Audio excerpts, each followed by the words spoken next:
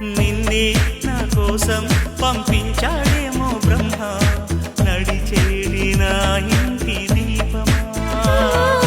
నీతో సావాసం పండించింది నా జన్మ, నూరేళ్ల నాలో సట కుంకుమ.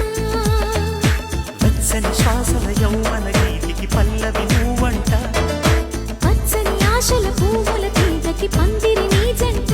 మనవిగి కౌగిలి తన కోవెలని కొలువుండి పోవాలని చేరింది ప్రేమ.